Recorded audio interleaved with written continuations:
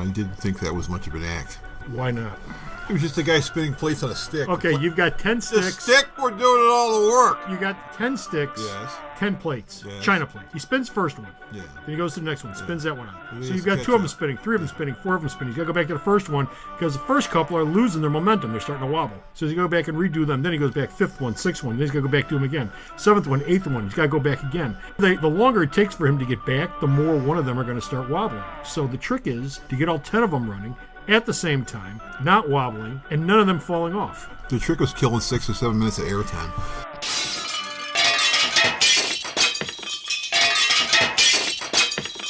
Hello, Chicago, hello. Hello. Hello. Gotta drink to that. Welcome to Alternate Reality.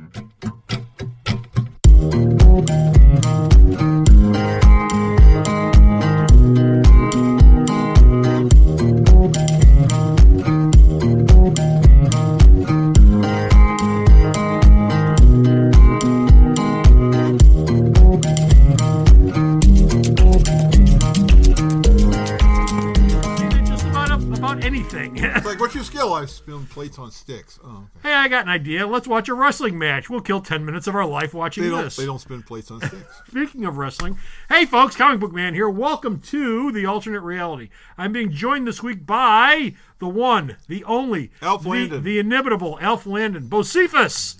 Say hi to folks, Bo. Hey, what's going on, kids? Yeah, hey, what's going on, kids? It's just 2 of us this week. Rodney's obviously, as we've talked before, musician, and Rodney is off performing tonight. And so he couldn't get away. So we're flying the plane all by ourselves. He's snowbound, isn't it? Well, that too. Actually, he might be snowbound. He might not have gotten out. No, he got out. This is the week we had the snowpocalypse, folks. We had about a foot of snow. Yeah, snowpocalypse down here. We've had how much shoveling did you do? I shoveled 3 times. You know what? I had to go to a command center meeting Thursday night at work because command center. It's gonna command snow, center, and we don't know if people are gonna show up for work. And I go, I gotta ask. What's a command center meeting? It's basically meeting on the 5th floor of the building. It's where the administrators are. You go up, you sit there, and they report in who's coming to work, who's not coming to work, how much staffing is going on, what's going on outside, and you go, okay, so 10 o'clock you go to staffing day. I go, why do I have to go to this thing? He said, because the last time we had the winter apocalypse, you had to go every day. This one I go up and it's like, okay, there's a head of ER, there's another rep, and the ODA is not even around. She's on the phone. So I go up for 5 minutes and go, no one called in for work. Everyone's coming. Can I go home now? Bye. See ya. You got paid, right? I was already on the clock. I wasn't getting extra so for who this cares? thing. Shut up. Quit your whining. I swear to God. City and county workers, you guys whine about everything. You're getting paid, aren't you? The last time we had to go to this command center crap, at least they fed us. It was nothing. There are vending machines downstairs, aren't there? There's vending machines around the corner. Well, go to the vending machine. Last time they actually catered food and everything. Well, la-dee-da. Well, we got Jimmy Johnson. La-dee-da. They catered at the command center for an emergency meeting. It doesn't sound like it was much of an emergency. It must have been planned out ahead of time. Well, it was planned because they wanted to know every night exactly what was going on. Yeah. And so we would all sit there at this table, and my boss is like, I'm leaving, you do it. I'm like, what? Go! Okay, fine. Anyway, we've been snowed in here. Alternate reality, the store was closed on Friday because the snow was so heavy. Yeah, I was closed yesterday. We're taping this on a Saturday night. I was closed all day Friday because the snow was so heavy. I couldn't get out. We wound up shoveling at home 3 times. 3 times? Well, we paced it out during the course of the day. Okay. Yeah, I took 1. I took 2. The little girl took 1. And her turn is up next. And we're supposed to get snow tonight and tomorrow morning. So guess who Daddy's sending out? Why don't you just wait for it to stop snowing? Because it's even more work then. You go out and you break its back. Because then when you go out 3 more inches later, instead of having 6 inches to shovel or plow or snow blow, you've only got 3. Get a snowblower. So I got one. I got one. It's still a lot of work. Anyway, that's our tale of woe with snow. This is going to be a news update. We're going to do media, wrestling, comic news. Yes. Okay, and we got a buttload of comic book news. So we are starting with wrestling news first, and we're going to wrap everything up with comic book news. Yes, we are. Our first story up is Rhonda Rousey is signed with the WWE. Really? I didn't know that. I couldn't tell by her coming out at the end of whatchamacallit. It was Royal Rumble. Yeah. Well, it was pointing at the WrestleMania sign. It was the Immortal Swerve. When she comes out at the end of the show, gets in the ring, and points at the WrestleMania sign, that is pantomime for, yes, I've signed and I'm here. Yeah, it's basically. I don't have to say a word. Yes, I've signed. I'm here. I'm I a come member. out wearing one of Roddy Piper's actual jackets. Yes, and I'm a member of the family. Yeah, a member of the family and her own shirts, which are on sale immediately afterwards. Bet your butt. But the deal was, she was in an airport like that Thursday. Okay. Going up to shoot a movie. So she said, well, I haven't signed anything yet. The swerve on this was everyone thought that she was going off to shoot a movie. She did go off and shoot a movie. And then she came back. Must not have been much shooting. No, she went off to start the movie, and she got a private plane, and they flew her back in. Okay. And they hit her so no one could see her until she popped up at the end. Yeah. And she didn't tell, well, she told her husband. She didn't tell her stepkids. So they all found out at the same time and went, what the hell? Mom's in the WWE? How'd this happen? But it's a full-time deal. The plan is she'll be popping back up off and on, but the idea is so far, if The Rock can get in the schedule, The Rock and Ronda Rousey versus Triple H and Stephanie, which was teased at a Mania like 2 years ago. Yeah. When she popped up and when she was sitting on the sidelines. Yeah, but she didn't start then because... No, she was still under UFC contract. UFC right now contract. she's not under UFC contract. She can do whatever she wants. Well, why'd she come out in the first place 2 years ago if she was still under UFC contract? Because she's a huge wrestling fan. So you tease this for 2 years? I got news for you. You tease it for 2 years, you stop caring after 6 months. Well, no. And Dana White had no problem with her popping up there because she wasn't being paid. She did it on her own. So, yes, Rousey's there. Ronda's there. You can buy her shirts.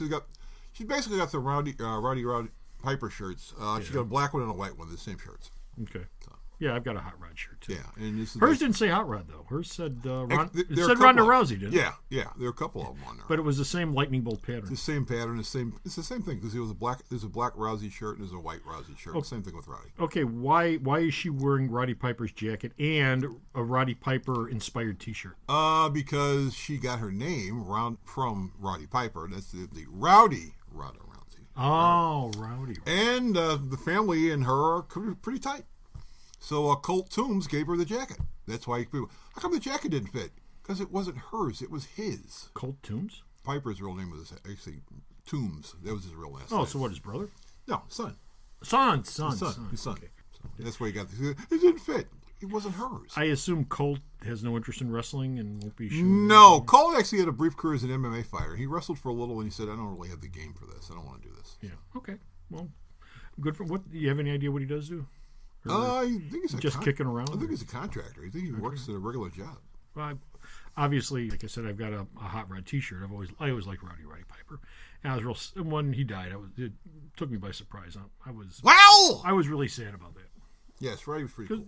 Roddy was really a decent guy. He had some demons, but he had demons because of the life that he had led up to that point, most of which was not his fault. Yeah, he had a hard life. Most of which was not his fault. Okay.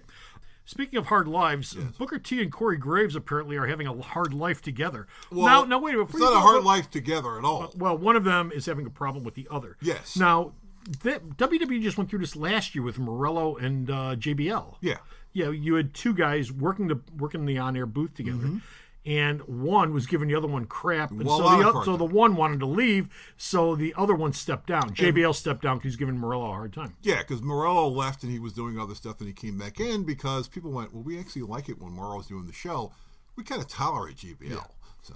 Yeah, I mean, WWE got the better end of the deal. Oh, yeah. I never had a lot of use for JBL. He was a fine wrestler, but, you know. Well, he was the heel commentator. He was the heel commentator. I mean, which is fine, but he just...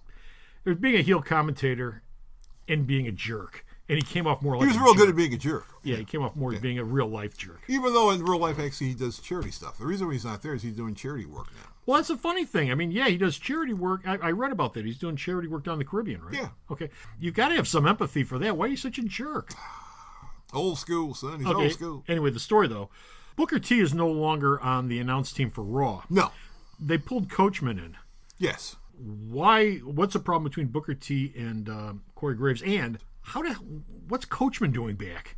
He left to go to ESPN. I thought he was very happy there. No, Coachman was one of the people laid off at ESPN when they did the big layoff, so he was around, and he's always been connected with the company. Even when he wasn't there, he was still doing story time and other things. He was still hanging around, so they came back in. The deal was that if you listen to the Royal Rumble or most of the broadcasts on Raw, you could tell that there was a problem between Booker and Graves a lot. Because Booker would say stuff and Graves would go, what the hell are you talking about? Yeah, but, you listen to that, and half the time, unless you know what's going on behind the scenes, a lot of time it just sounds like it's scripted. It wasn't. Oh, gee, the heel commentator and the face commentator are fighting. Oh, my God, what a surprise. It wasn't scripted at all. It was basically a natural thing going on. And I guess Graves basically said, look, I can't work with this guy anymore. Well, wait a minute. Now, where does Graves come off pulling rank on Booker T? Because Graves is the commentator on Raw and SmackDown. And and Booker T was basically only filling in for David Otunga in the first place. If you're talking about commentators, you're talking about a broadcaster, Stevie Ray was way better on commentary than Booker T. Booker would say stuff and you go, what the hell is he talking about? Yeah, but Stevie Ray hasn't been connected with wrestling in any way, shape, or form for over a decade. No, he walked out of wrestling a while ago, but he was always better. Booker T was this sort of, I'm here, I'm Booker T, I'm here, I've got the way I say things, I got the way I do things. And I guess Graves went, I just can't work with this guy anymore. Yeah, but and Vince and Triple H went, yeah, it's probably better. It's not as if Booker T's still working with the WWE. He's doing pregame shows and stuff like that. He just won't be sitting there doing Raw and pay-per-views. Yeah, but it looks like a demotion. It is a demotion. Well, he was a fill-in in the first place. You were supposed to be there until David Otunga got back, and they said, we'll keep you around. He was a fill-in in the first place. Is Otunga ever coming back? As a commentator? No, he pops up in the pregame shows just like Booker does. Well, then he was never coming back in the first place. So that made Booker T the de facto permanent Booker T became member the guy, on the booth. He became the guy who was sitting there. And then Graves came over and took over both shows, and they went, we don't need Booker because Booker's not good on commentary. I don't know. With Booker's history, and I never thought Booker was all that terrible on commentary. I mean, he might have been a little rough in some areas, but I don't think he was any rougher than he wasn't Mike Adamle level. No, than Lawler was. I don't think he was any rougher than Lawler. Well, Lawler was all personality, though. Yeah. Well, that's wrestling. You're all personality. Yeah, and Booker, like I said, Booker was in. He apparently said if he saw Graves on the street, he'd probably kick his ass. There's a reason why Greg the Hammer Valentine never did commentary. Oh no! No, because he's got no personality. It's like, you're just sort of here, aren't you? Yeah, okay. Yeah, pretty much. Okay. That it for wrestling news? That's it for wrestling. Okay, we're going to take a break. We'll be back right after this. Every Sunday is super at Alternate Reality with our Super Sunday Sale. Each Sunday we pick a different character, family, or publisher, and we discount all of their comics and trade paperbacks 25% off all day long. What we pick for the sale is different each week, but each Sunday you'll save 25% off. And that's all day long, all day Sunday, only at Alternate Reality. And we're back. Bo, let's do some media news. Walking lawsuits. What is going on with The Walking Dead? Everybody seems to be suing everybody on that show as the ratings slowly start to spiral downwards into its eventual cancellation. The ratings aren't what they were 4 or 5 years ago. No, but it's still the most highest rated show on AMC, so the show's not going anywhere. Well, the problem is... Well, what does that mean? It used to be one of the highest rated shows on cable, period. Now it's on AMC. At some point, you're going to tell me it's the highest rated show in its time slot. Well, no. Well, it's still one of the highest rated shows on TV. But the problem is, once the show goes about 4 or 5 years, then people working on the show start wondering, why am I not getting more money? What's your contract say? We're not talking about the actors. The actors have a 7-year deal. That's the way it is. You're stuck with 7 years because there's also a rumor that Lauren is going to be leaving the show. Lauren Michaels? Don't know. That'd be great. Lauren Michaels is a zombie. Walking Dead's had this really weird history. They've gone through about 4 showrunners since the show's been on the air. Yeah. Frank Darabont was already suing them for $280 million because he got fired, and he thought he was being cheated out of profits. And now Robert Kirkman, Gail Ann Hurd, and most of the other people who've worked on the show, except the people working on it right now, they're all suing as well. Glenn Mazzara and David. Glenn Mazzara was brought in to replace for a while. He came in, and then all of a sudden he got fired. So then he walked off into the world. So people have been rolling in and out, and they're going, wait a minute. We've got the show, but the show's in syndication. Why you would watch Walking Dead in syndication is beyond me because it's cut. We're not getting any money out of it. But we're getting less money because you're making deals with people who you're already hooked up with, which means you're undercutting what we could get. It's the same thing that happened with Chris Carter and the X-Files. X-Files was being syndicated through stations that were run by Fox, and he goes, wait a minute, you making a lower deal with them, and if you went somewhere else, I would have probably made some more money, and you didn't. And Chris Carter sued, and Chris Carter won. Yeah, but did he get as much as he wanted? Yes, he got everything that he wanted. Okay, but Chris Carter was the creator of the show. Chris Carter's creator of the show. So if you're using that yardstick, Robert it sounds Kirkman, like Kirkman. yeah. It sounds like Kirkman Yeah. would be the one Yeah. who would make out while and maybe nothing. Gail ain't hurt. Well, no. Darabont, is it Darabont? Darabont, is that over with? Yeah. Well, no. He's going to end up. settle? He's going to end up getting. No, he didn't settle. He's going to end up getting his $280 million. Well, he'll probably make out then too. Oh, yeah, he's going to. Well, yeah, but he started this. Now, But Gail Ann Hurd, I mean, how much could she be in for? just as much as Kirkman, because she's been there since day one. They said it could end up being up to $1 billion in damages. The hell, has the show made that much money? The show has, what you're seeing on TV, Yeah. Video rights, Right. syndication rights, merchandising rights. That's about $1 billion. I've always wondered, as far as syndication goes, at some point, this thing like Breaking Bad and like a lot of other AMC shows are going to leave the nest, and you're going to wind up seeing them on Channel 9 or 60 or someplace in There's a syndication. 26 run Walking Dead now in an edited version. Which That's what I was going to ask. Yeah. The same problem with Breaking Bad. I assume that they have to edit these things They have down to edit the hell out of them. from I guess a TV R to a TV PG. Yeah, they do. Which means it's like, why would you watch those reruns and you can just watch AMC? Or why would you just buy the box sets? Well, I was going to say, why would you watch Walking Dead if all the juicy stuff's been cut out? Seems kind of pointless to me. Well, the kids want to watch it. Oh, okay, we'll watch this cut down crappy version. Oh, I had news for you. The kids have been watching it from the get-go. Of course they are. I've got moms coming. I've had moms coming in here with 10 and 12-year-olds. Hi. Going all the way back to the first season. figures, please? Yeah, coming back to the first season. I mean, there are plenty of parents out there who, and I've talked about this before, especially here in beautiful downtown Mount Greenwood. Yes. By the way, I never pimped the opening of the show. But here in beautiful downtown Mount Greenwood, folks are crazy about their kids not seeing sex, but they could care less about violence. I have had so many parents in here with their 10-year-olds, their 12-year-olds. Hell, I know that there's been at least one 8-year-old that's been in here. Yeah. Can my kid wants to buy the Walking Dead trades? Okay, well, that's up to you. I'm going to sell it to you, Right, but not to the kid. Okay, because I don't do that. I don't do that. If a 12-year-old comes in and wants to buy Walking Dead, Nope. I tell them to come back and bring the mom and dad. Bring your parents. Yeah, they can buy it. Whatever they do with it, it's up to them. It's not my job to follow them home. But the fact that parents would let their kids watch Walking Dead, I don't know, is problematical for me. I mean, the little girl at home never has had any interest in watching The Walking Dead. No, she leaves the room. I gotta go. What are you watching? Okay, I don't want to be bothered. Well, that's because we've more or less put the fear of God into Yeah. her about how you're going to see something that's going to turn your hair white. Oh my God! You're gonna kill me. and drop 30 years off your life with every second you watch it. She's shocked. So she just leaves the room. But we never cultivated any interest in her seeing it either. No. We told her, you can't be here for this. Right, and she's like, okay. Now she's 17. Yeah, it's different. But the show's been on for how many years? What were it, 7? 7 years. So back when she was 10. No. Oh, no. Or 12 or No, 14 no. or 16. No, and no, now no, she's at a point where she just doesn't care about it. Right. Like, it means nothing to me. Yeah. It's just a show. She's busy drooling over the Winchester boys. Yeah, Supernatural. Supernatural kids. My God, why is that But show... what with the long hair so dreamy? Why is that show still on the air? Talk to the CW. It's a machine. It's a makes machine. Money. I know it makes money, but it's like, the actors both said a while ago, we would like to leave, but they don't seem to leave. Well, not to get on to Supernatural, but why don't they leave? I mean, I know that the one was up for Captain America years ago. Yeah, Padalecki. And lost out to what's his face? Chris Evans. Lost out to him. But you would think that something else would have come along by now for them to go, I'd like to get out of here and start a movie career. Start my non-existent movie career, which will go absolutely nowhere. So I can come back to TV in 8 years. It could be. They happen to like the idea of getting regular checks. Well, that's always nice. Okay, moving on. Star Wars and Game of Thrones. There's a connection between the two. Are dragons going to start showing up in Star Wars? Or are TIE fighters going to start showing up on Game of Thrones? No, because Game of Thrones is already shooting the last 9 episodes, and there are no TIE fighters in it. Oh, okay. David Benioff and D.B. Weiss, they are going to do a trilogy of Star Wars films.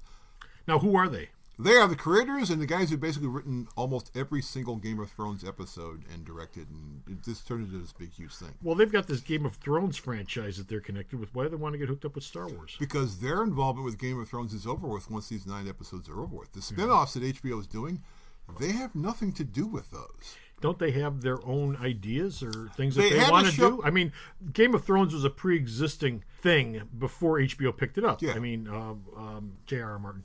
he'd already written a bunch of the books. Yes. And then HBO decided to do them. Yeah. And then these folks came along to actually make the series out. Yeah. So, and now they're doing the same thing. Star Wars is already existing. They're walking into a pre-existing franchise, and they're going to start working on that. Don't they have their own thing they want to do? They were doing an HBO series called Confederate, which apparently is still going to happen to follow up what they're doing on Game of Thrones. Oh, is that the thing where the Confederates won the Civil War? Yes. Okay. Apparently, they said they've always been huge Star Wars fans, and I guess Well, who isn't? And the Disney people went, "Would you like to do some films?" And they went, "We'll do a trilogy." And Disney went, "Okay, works for me." It's the same thing with reimagines. They're doing another trilogy. The plan when Disney picked up Star Wars is to keep this thing going forever, and ever, and ever, but bringing in people like unlike George Lucas, who know how to write. Yeah. George Lucas wrote some great dialogue, I heard. George Lucas' dialogue was crap. That the actors wouldn't do. And if they had done it, it would have been great. Yeah, as Harrison Ford said, George, you can write this crap, but you sure as hell can't say it. Well, damn it, the hell, you're an actor. Make it work. That's your job. Make it work. Yeah, kid. Yeah, kid. Okay, that's it for media. Well, actually, no, it's not it for media news. I want to add one story before we get to the break, which I know that you've seen. Yes. I know what you've seen. What? Lobo. Really? Michael Bay? No. Really? Michael, there's been a thought about a Lobo film for a while. Well, sure. I would assume they picked up speed with Deadpool. Michael Bay said he would be willing to do a Lobo film, and he said he doesn't want the film to cost a lot of money, which is unusual for Michael Bay to say. So the people at Warner should go, do the damn movie! So what, Lobo's going to be on Earth? This is going to be Masters of the Universe? Who knows what Bay wants to do with this thing? He could make it an interstellar thing. He's done stuff in space. He could make it a local thing. He could do whatever he wants with it. Well, if you want to make it cheap, you can't keep it interstellar because that's just CGI money. It's going to cost you. I mean, he probably would say, give me $90 million, I'll make a movie. Yeah. And that'd be enough. So Bay wants to do Lobo. Yes, he wants to do Lobo. Believe it or not, I have no use for Michael Bay. I think he's a terrible director. But that's probably not a bad use of his talent. It really isn't. Well, I've talked about this on here before. Lobo is basically a joke character. We talked about this with Justice League of America and Promethea showing up, which will get us to comic book news in a few minutes. But Lobo has basically always been a parody character. He's a joke. He's like Deadpool. He exists as a joke. He's a running commentary on society and life and fighting and violence and everything else. Well, an aspect of the comic book industry. Yeah. And putting Michael Bay on him, who has a questionable talent as far as I'm concerned. But, I mean, he does have an eye. He does have a style. He can tell a story. And that's the high point of Michael Bay's films. He does have an eye. He does have a style. He can tell a story. Yeah. You may not like some of the stories he tells. No, exactly. But you can't walk out of a Michael Bay movie and go, the film didn't look very good. Because all his films look great. No, I'd never criticize him on that. His films always look good, but man, especially that Transformers stuff, it is brainless as brainless can get. The Transformers are brainless by nature, and that's Lobo. And it's Lobo. That's Lobo. Yeah. Okay, we're gonna take a break, and we'll be right back with an avalanche, a snowpocalypse of comic book news. Folks, there really is no other store that has as many sales as Alternate Reality. Beyond our signature sale of 15% off all new comics, we also have specialized sales peppered throughout the week, month, and year. For example, did you know that every Thursday is Ladies' Day at the store? That's right, ladies. Stop by the store and you'll save 20% off all of your purchases all day long. Ladies from 8 to 80 get a 20% discount on everything all day, every Thursday, only at Alternate Reality. And we're back. Bo? Yes? We've talked about Brian Bendis at DC now for like every newscast for the last 3 months. Let's continue. Let's keep it going. Now we actually What is Brian up to now? We actually know what he's going to do. To bring everyone back up to speed, Brian's left Marvel. Yes. He was sick. He still has stuff that's coming out from Marvel that's in the bin. All the way up to July. All the way up to July. So I mean, his work. He's created new characters that he's going to leave there. Go, hi, there you are. Go with it. He's one of these writers who's going to be working at apparently both companies at the same time. Yeah. For not just a month, but a couple of months. Yeah, he's not really working with both of them at the same time, but it'll look like it because of the way the stuff's coming out. Right. So it's like, oh, okay. So he was sick. He got better. Yeah. And he's taking over the Superman books. He's taking over the Superman franchise, basically. Yeah, I was going to say taking over the franchise. Now, I assume he's calling the shots editorially on this, or he's just doing his 2 books? I'm assuming that they'll basically let him alone. In Marvel, editors worked on his stuff. He'd turn in his stuff, he'd look at it, and he'd approve it, it'd go, and it's it. Well, it sounds like he's essentially trying to pull a John Byrne with is- his entrance into the Superman universe. He's doing a John Byrne. That's exactly what he's doing. This is John Byrne's thing. When John Byrne came on board, He took over everything. he took over Superman, period, lock, Yeah. stock, and barrel. I got Superman. You had other people working on the books, but it was a John Byrne production. Yeah, everything that came out of those books came from John Byrne's mind. Okay, had- this is what Krypton looks like. Why? Because this is what John Byrne said it looks like. This is what his costume looks like. This is what John Byrne said it looked like this. You had Ordway and Wolfman working on Adventures of Superman, while Byrne worked on Action and worked on Superman. But they all were of one mind as far as the new Superman. It all universe came out of the same mindset. Yeah. And all of that started off with Byrne's Man of Steel 6-issue miniseries. And ironically, Bendis is going to do a 6-issue limited series called Man of Steel. How about that? It's amazing. Now, in Byrne's Man of Steel miniseries, he basically rewrote the book from the destruction of Krypton on. Every issue was him focusing on a different aspect. Like the first one, obviously, was Superman. The second one was Lois Lane. Third one, I think, was Lex Luthor. I'm not sure. Daily Planet, and a couple other things. Yeah, you had an issue for the planet. Krypton looked the same way forever. You had an issue with Batman. Yeah. And you had a Smallville issue with Lana at the end. Yeah. Is he doing the same thing? Well, we don't know. All we know is that this is what he's doing. Here's the artist. Every book's got a different artist, not like John Byrne. Yes. You've got Ivan Rice. Well, Bendis isn't an artist. To be yeah. Well, no, Bendis is an artist. He's just not really good. His artwork is amateurish at best, but it was interesting. Well, no, but Byrne was obviously an artist, right? Yeah. Ivan Rice is actually going to be doing the Superman book to begin with. Even Dot Shaner, who does a lot of, he did Shazam, Ryan Sook, Kevin Maguire, Adam Hughes, and Jason Fabak. Now, Kevin Maguire is always late. Kevin Maguire's been working on this stuff for a while, apparently. Every time I hear that some artist has been working on this stuff for a while, it always winds up being late anyway. This is a 6-issue weekly series. Yes. So we're assuming that Kevin Maguire's issue will probably be last. So, one writer, 6 books, 6 artists. 6 artists. Okay. He's also going to be doing Action Comics and Superman in July. Action will be an action book, and Superman will basically take place in Metropolis, because Bendis is his big idea of basically giving you an idea of what Metropolis is supposed to look like. So he's going to do, you remember where you had the Tim Burton Batman thing, and then all of a sudden Gotham City started looking like that in the comics? Yeah, well, they had that moronic storyline where the guy was blowing up buildings. Yes, and the old Gotham popped up out of nowhere. Yeah, because all the new skyscrapers were being blown up. Well, Bendis' Which idea, was stupid. Yeah, Bendis' idea is you're going to make Metropolis actually look like a city instead of a generic New York copy.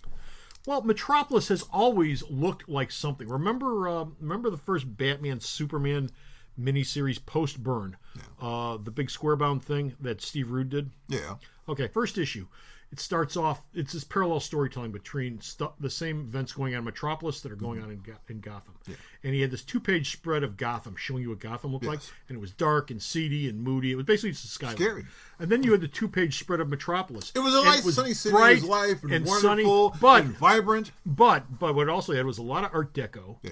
It had a lot of gleaming spires. Not spires. I don't want to make it sound like it was alien, but it looked very, very, very futuristic. Yeah. And that's what Metropolis is always supposed to look like. Gotham as a whole. Yeah. Metropolis is the future. Yeah.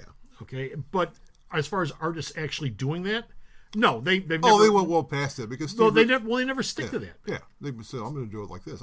It's easy to draw a generic city." Gotham is the place, but you have a bunch of insane freaks dressing up, committing crimes, killing people, being put away, getting out, blah blah blah blah blah.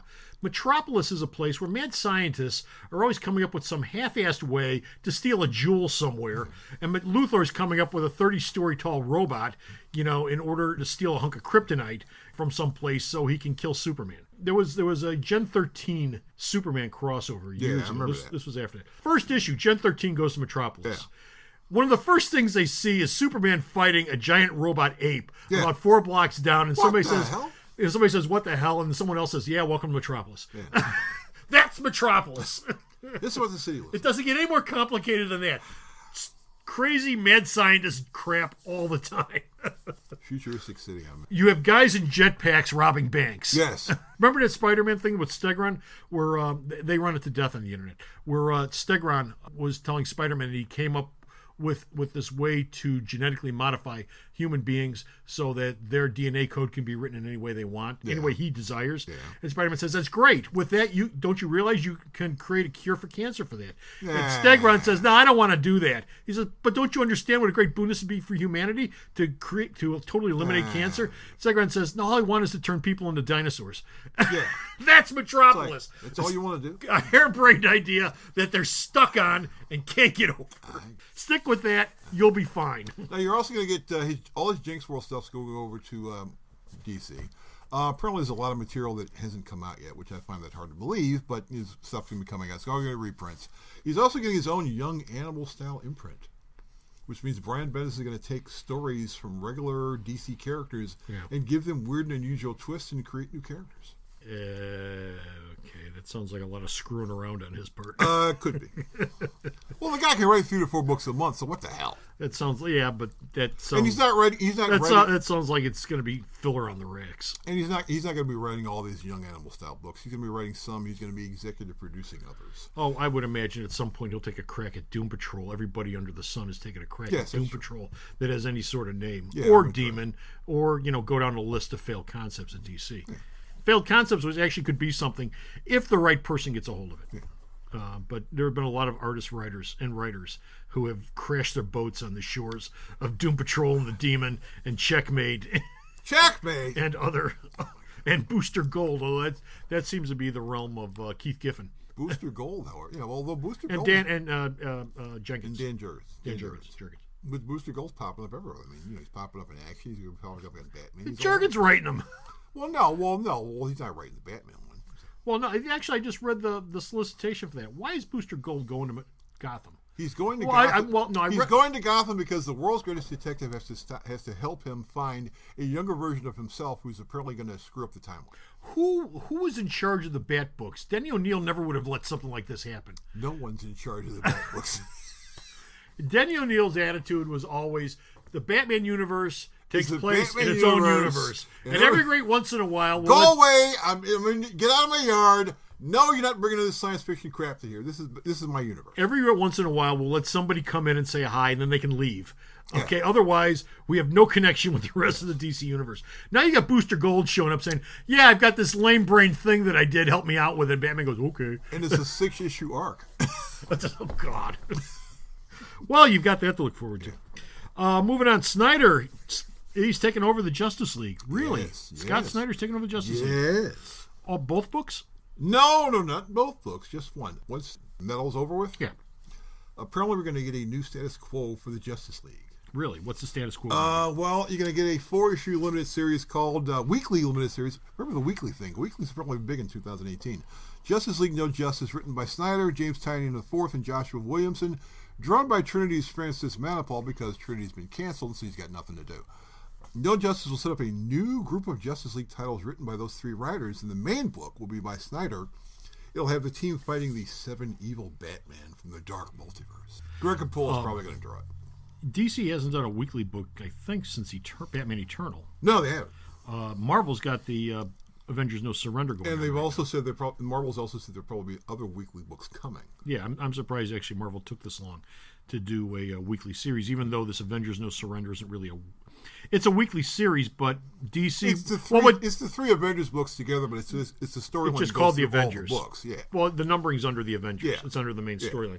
And the other books, I would assume, don't exist anymore. Because once this is over with, they'll probably relaunch the line again. Once Jason Aaron's and Esset Ribic are taking over Avengers when this is over with. Yeah, but I mean, the other books, Occupy and USA, and Uncanny... You'll end up with a couple more. They're all going to restart. I'm sure they're not going to pick those books up. Oh, no. Or they'll just have some new Avengers book, Uncanny Avengers, or Exotic Avengers, Amazing Avengers, or whatever. Boot Scootin' Avengers.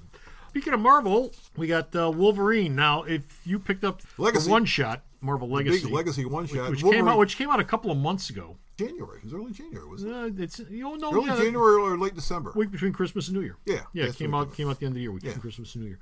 Of course, that Wolverine is back. And he has an Infinity Stone. He has an Infinity Stone, which probably has something to do with why he's back. Yeah, because he's dead. But we don't know if that's the case or not, except he's walking around with this Infinity He's Stone. got an Infinity Stone, and they're doing this retro thing where a couple of books are getting pages where you find out, oh, this is what Wolverine's been doing since we thought he was dead. Yeah, I've noticed that. Those are backup stories in, Yeah. In some books. Yeah, he pops up and goes, oh, it's Wolverine. Oh, it's Wolverine. So, what is going on with Wolverine? Wolverine is coming back. Well, The obviously. Hunt from Wolverine, starting in April. April's a big month for Marvel. They got a lot of new stuff coming out. Charles Soule and David Marquez are doing a big one-shot, 40 pages called Death of Wolverine. The Hunt for Wolverine. Yeah, we did Death already. Charles He's Soule, back. well, Charles Soule's the guy who actually killed Wolverine. So Yeah. they said, why don't we bring you back in to bring him back to life? So, and Yeah, David by the way, do you have an idea for that? He said... I mean, he you said, killed him. Do you have an idea to he bring him said, back? well, yeah, when I killed him, I kind of had an idea. And David Marquez, who's worked on Spider-Man with Michael Bendis, is going to be doing the thing. And then in May, you're going to have one-shots with 4 different creative teams. Probably these are big-name teams, which Marvel's keeping under the vest, which will explore multiple genres of Wolverine. You get an action-adventure story, a horror tale, a dark romance story, and a noir detective tale, all of which involve Wolverine. So they're basically finally getting around. Not that they haven't done stories in like this before, but they're basically getting around to doing anything they want to with Wolverine. I mean, dropping him in any sort of genre. Yeah. That they want to, because he can work in that genre as long as they don't rely too heavily on he's the best he is with what he does, snick bub. As long as they actually flesh some character out on him. Okay, they can actually use him in other stuff. You can do Wolverine as a detective, you can do Wolverine as a horror character, you can do Wolverine as anything you want to, because he can fit into anything you want to write. You just have to figure out, okay, will this work? You go, yeah, it works. Well, that's a problem I always had with Wolverine for years and years and years. He was so one-dimensional and so stupid that why would you care about him? Then all of a sudden he became not immortal, but... He became Patch. You went, hey, wait a minute, he's only got one eye and he's living in this big new city. What the hell? Well, no, he essentially became immortal. He's not. I know he's going to get old. But, he's born in 1812 or 1814. Yeah, he's old. And he's still running around today. So, he might not be immortal, but he's got a long lifespan. He's pretty damn close to it. Which makes him more interesting because he's seen a lot of stuff and done a lot of stuff. Best thing about Wolverine Origins is the opening where it shows him in the different wars. Yeah.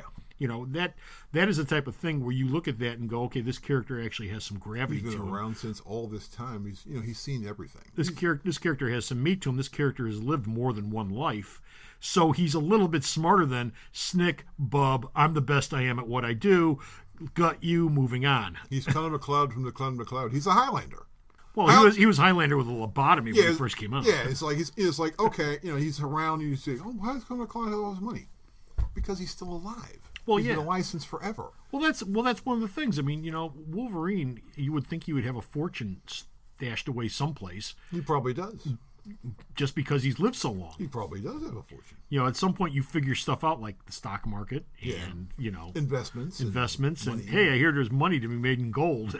Yes, I got this gold. I think I'll get some gold. Yeah, and he actually, walk around in just a t-shirt and a pair of pants. Yeah, and you go out and buy some nice yellow and blue clothes you can wear. Shiny. Champions getting a new creative team. What's wrong with their old creative team? Why are they getting a new one? I'm assuming Mark Waid's got some other stuff at Marvel to do. Besides, he took over Captain America. Yeah. So he's working on that. He's not on that forever, though. He's only on it till, 600, 700, whatever the anniversary is. He's on it to 700, and he's gone. Then he's going to be replaced by Ta-Nehisi Coates. But Jim Zub, who actually has a longer name, but he's I'm Jim Zub now, because people went, we can't pronounce your entire name. So he's like, I'm just Jim. Well, that's fine. I mean, artists and writers do that all the time. Yeah, and Sean Suzuki, they're going to be taking over the Champions book in April, and they're going to add the Unstoppable Wasp and Ironheart to the roster. So you're going to have 7 or 8 young kids running around going, hi, we're the new superheroes who don't know what's going on. And something is going to be going on with Avengers No Surrender to change their status quo. We don't know what it is. And status quo is a big thing. Everybody's status quo is being changed. Okay, so it keeps books moving. Answer a question for me. Young Warriors was essentially Marvel's Teen Titans for years and years and years and years. It sounds like that's all Champions is. That's now. what Champions is. Why don't they just make it the Young Warriors then? I understand all about New them. Warriors. New Warriors. I'm sorry, New Warriors. Now, I understand about them getting the rights back to the name Champions and all that. But if they want to do a teen book, why don't they just do New Warriors and do Champions as something else? They could. But well, in the meantime, nobody's doing anything with Young Warriors. They went through New Warriors. You're going to get New Warriors as a freeform TV series. That's our other segment we're going to do. And you could get a New Warriors book, but what's the point? Because you've got the Champions. They went through all this legal crap to get the name, so they're like, just use the name.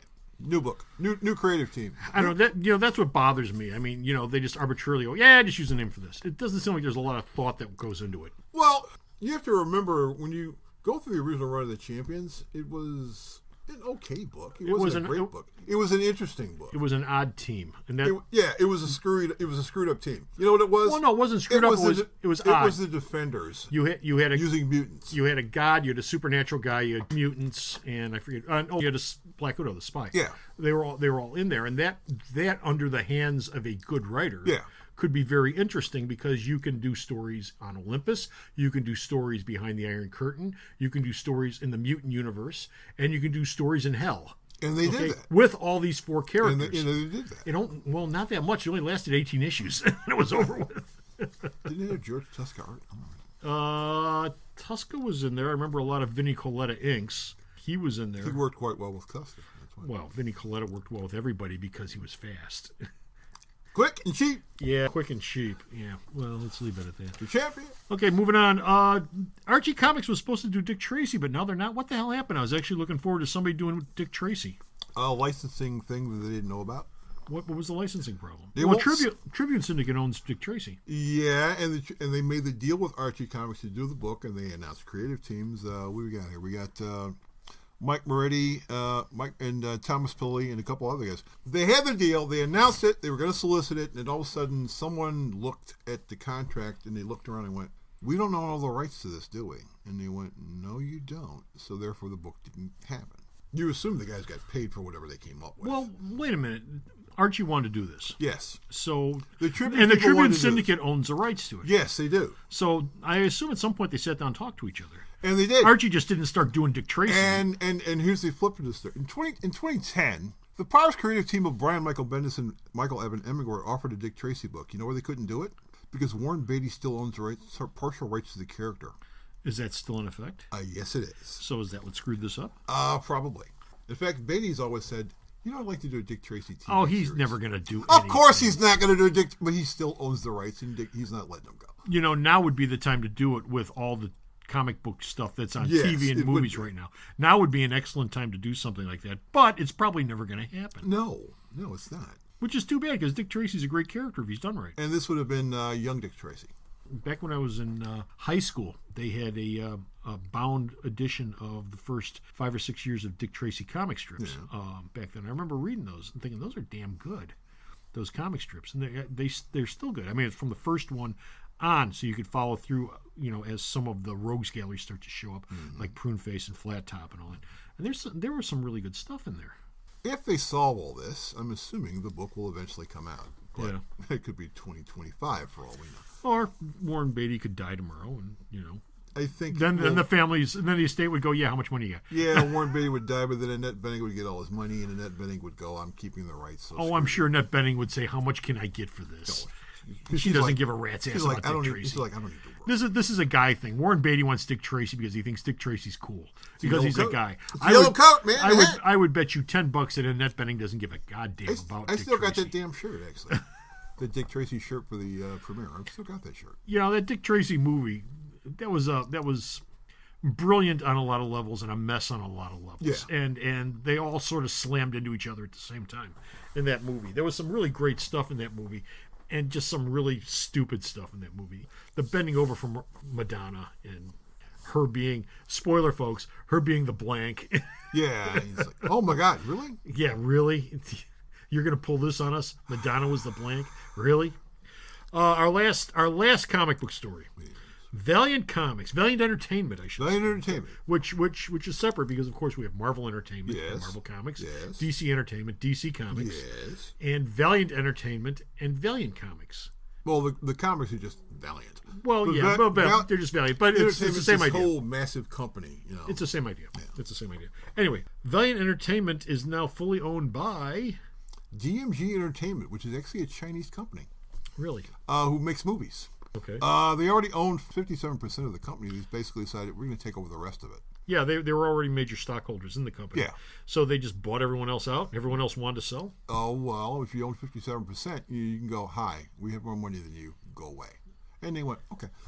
Well, if you still own shares of stock in the thing, you're still making money off of. You're still making money, but basically assuming the stock is making any money. Well, they've got complete and total control over the company now. They've always wanted to transition into movies. There's a whole bunch of rumors about movies. There's a Bloodshot movie which is supposedly going to star Vin Diesel. Stuff has been optioned. Nothing's actually happened. Valiant's been talking about this since its inception. The reason it came back in the first place when they first announced it was to make movies. Yeah, Valiant Entertainment. We're going to re-release all the comics. All the characters are coming back. Valiant Universe is back again. And we're going to make movies, folks. You're going to see all your Valiant favorites. Bloodshot and Exo and Channel Man. You're going to see them all up on the silver screen. Quantum and Woody. Actually, Quantum and Woody is going to be a TV show.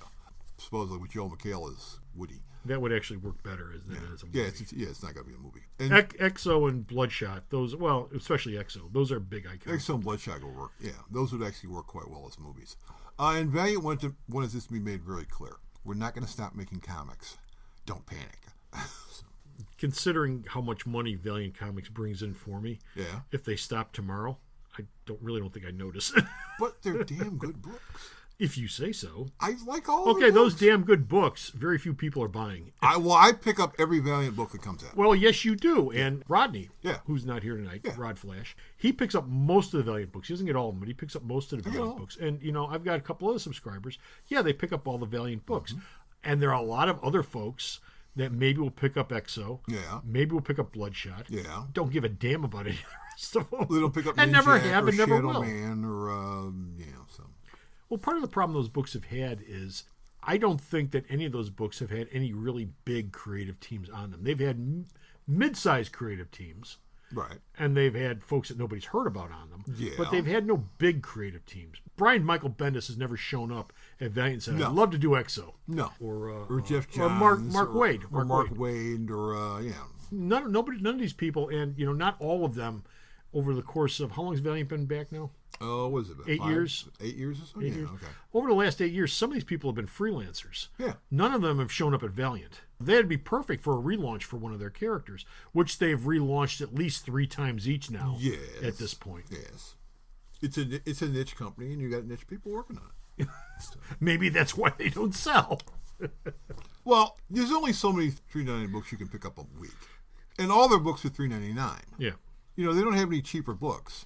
And so if you come in and you pick up 10 Marvels, 10 DCs, do you really have money for a $3.99 Valiant book? Depends on how much you like the idea of Exo or Bloodshot. Yeah. I mean, there's some people who are invested in those characters. Some people who like those characters. Some of the folks that I mentioned, they go back to Exo and Bloodshot, back to the first relaunch under Jim Shooter. Yeah, the Shooter time. Yeah, they go back to that. Oh, and by the way, characters like Magnus, Robot Fighter, and Solar, they are not part of this because they were never part of it. They were never owned by Valiant. Yeah, they never owned by Valiant. All right, those were gold key books that they kind of got the licenses to do the books, but they didn't own the characters. Yeah, right now those characters are being licensed to Dynamite, who are doing something with them. I have no idea what, but whatever it is, doesn't look very appealing. Oh, and nobody's buying him. Yeah, when I go through the previous catalog, I sort of go, oh yeah, I don't care about that. Well, and that's a problem they've got with Solar and Exo, not Exo, Magnus and Turok. Yeah, Turok. Again, is you don't have any big names working on those books, and those are legacy characters. Yeah, those characters go back to the '60s. They have much deeper roots than like Exo Man of War. No, yeah, well, yeah, Exo's like, oh, what's this? Exo goes back to 1990. Yeah. Magnus goes back to like 62, 63. Yeah, it was pretty old.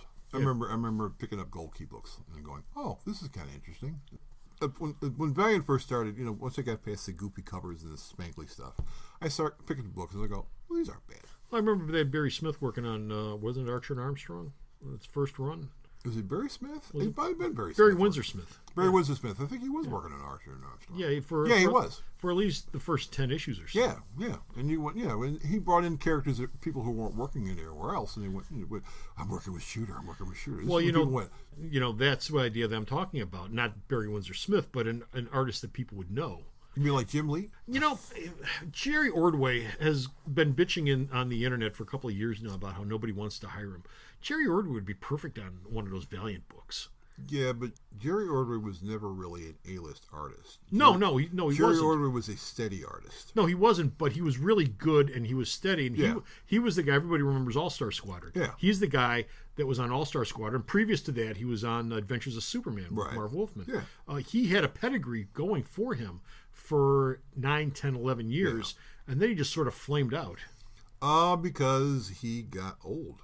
And when you get older, you tend not to get hired for work.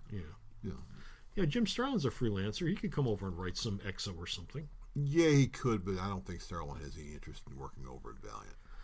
Well, that's just it. I mean, Valiant needs to reach out to folks like this and try to bring some of them in.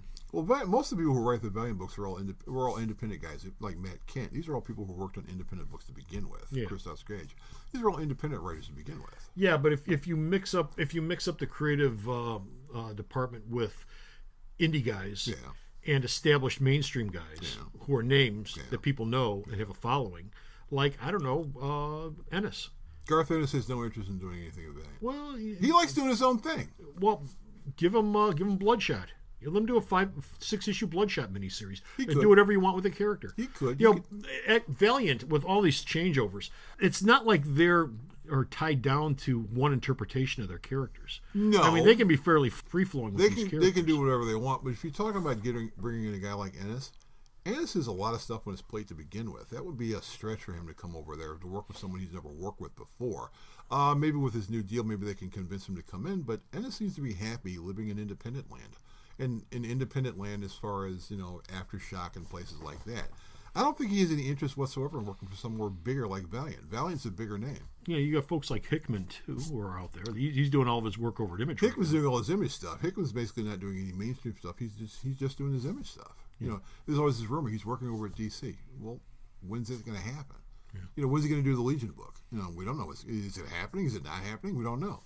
And that's it for comic book news. We're going to take a break, and we're going to come back with the Rorschach test. What?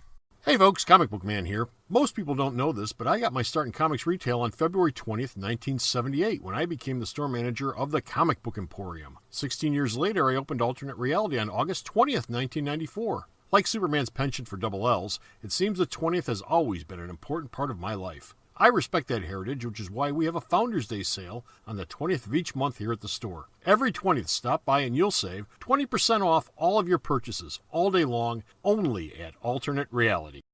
Okay, and we're back. Bo, yes. I'm going to give you a word. Actually, yes. It's a name. Person's name. I'm going to give you a name. This is going to Alf Landon? This is going to ruffle some leaves. Okay, but you know in feathers. the back of your head.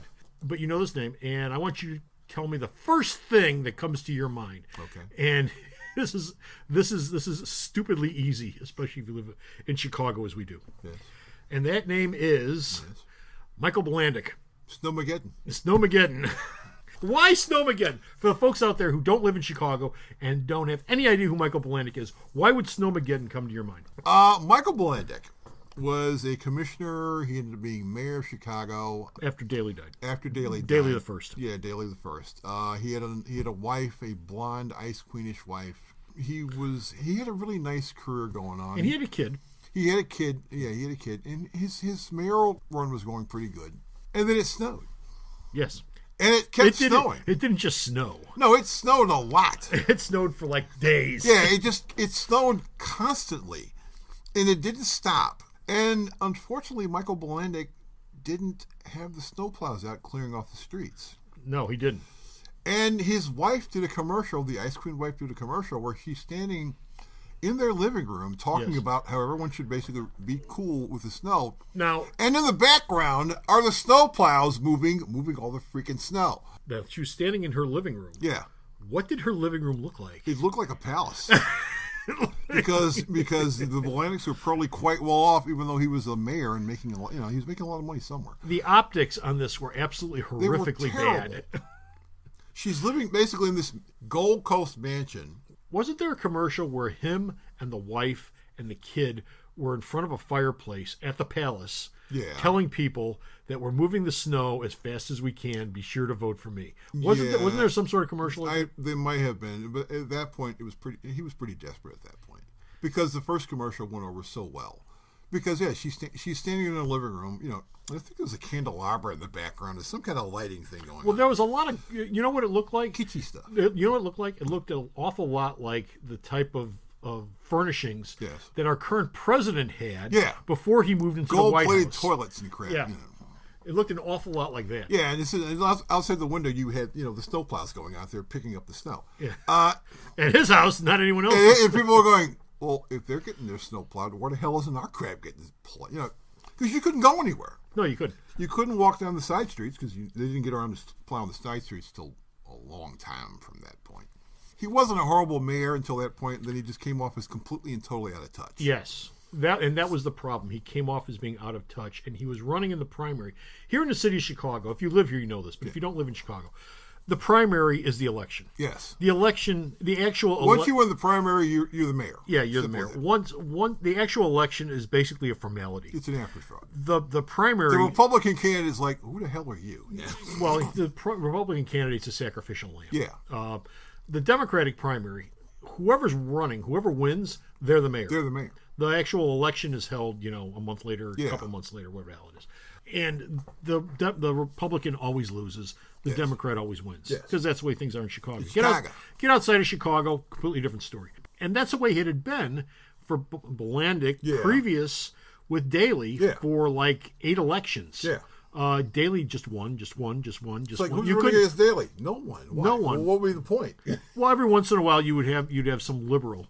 I'm going to run against from the north side, run against Daley. Martin Oberman, he was a big liberal back then. He'd get 20% of the vote. He'd get 20% of the voters, something to Daley's 80, and you know that was it. Yeah. But Bilandic was so out of touch. I think because of this, he just expected to win. I mean, the person who was running against him was Jane Byrne. Yeah. And Jane Byrne was, I think, a commissioner. She had some sort of city job under Daley. She had a city job under Daley. Daley brought her in to work with him. She was a comptroller, I believe. Comptroller? Okay. Yeah, I think she might have been a comptroller. Yeah, she came in and she was, you know, small, blonde, kind of, you know, South-Side-ish. She had a South-Side-ish attitude about it. And she ended up kicking his ass because Bilandic couldn't get the damn snow picked up. Well, he couldn't get the snow picked up, and she was smart enough to actually she did a campaign commercial, which people still remember to this day if you ask them. She's standing in the snow. Yeah. And all she does is talk about how the city doesn't work, the city's ground to a halt. Look, I'm standing in the snow. Look at the snowflakes flying past my face. Yeah. You want somebody to come in who knows what they're doing? Elect me. I'm here. And then the rebuttal to that commercial was Bilandic with the Ice Queen sitting in front of the fireplace with the gold crap behind him saying, you know, we're doing the best job we can. Just hang on. We're all in this together. Yes, you can't get us out of your house to eat, so you're basically all starving to death or living off of crackers and cheese. But, hey, we're eating filet mignon in our mansion because our snow's getting shoveled. You know? When this happened, I'd just gotten the job at the Comic Emporium over on Western. And I remember this very well because the grade school, right next to us, Clissold, which is still there. Yeah, still that became one of many repositories for all the snow because the snow command they had then was pretty clueless. Yeah. They didn't know what to do. So it got to the point where they just sent construction trucks out to dump the snow into the back of trucks and dump it in lots. You had a mountain of snow over Clissold because that's where they dumped it. It was a great big play lot in front of it. Waiting for it to melt. And every other parking lot they could find, that's all they did. Dump. You know, you really didn't have any of these you can't park here because it's a snow route things. No. You didn't have nearly as many snow plows out there. No. And while they knew when to go out, they didn't know how to handle a blizzard. No, they were clueless. And the city had been through this 10 years earlier in 1967. The blizzard of 1967 snarled up the city just as much. But Daley the First, didn't receive nearly as much crap for it as Bilandic did. Because he was loved. Well, no, he was like the god of he was the god. He was Odin. He was Odin. Yeah, he was Odin, and he was Chicago's Odin. You actually go outside in 1967 and go here in the wonderful city of Chicago. Yeah. He was King Richard I. I'm King Richard I. And you didn't cross King Richard I. No. You know, he would basically smote you. He would smote you. Yeah. Exactly, he would smote you. Bilandic, on the other hand, was a clueless technocrat. Yeah. And ever since then, you need to say a silent thank you every time it snows to Michael Bilandic because of him, there has never been a snowstorm where you've had any snow on the street. Well, main arteries. On the main arteries since. So thank you, Michael Bilandic. Yes. And the Ice Queen, or wherever the hell she is. And that's it. We're done. We're finished. We're out of here. We got no more news for this time around, but go to the store's website, myalternatereality.com. Check out all the news Bocepheus gives me to post up, and all the reviews that JR and Vito Carly send me, and all the shipping and all the rest of the stuff that goes on there every week or every other week. It's updated regularly. I do updates almost every day on something or other. So check it out. And until next time, this is Comic Book Man. This is Bo. Saying, be careful driving. Bye. Thanks a lot for listening. If you enjoyed this show, please like and share it with all your friends. We value your feedback, so drop us a question, comment, show idea, or complaint either at aircomics@msn.com or, if provided, in the comments section down below on this platform. The opinions expressed in this episode are solely those of the individuals and not necessarily those of Alternate Reality Incorporated. This show is, as always, coming to you from the Alternate Reality Comic Shop, located in the heart of beautiful downtown Mount Greenwood at the intersection of 111th and Kedzie, serving Chicago comics fandom since 1994.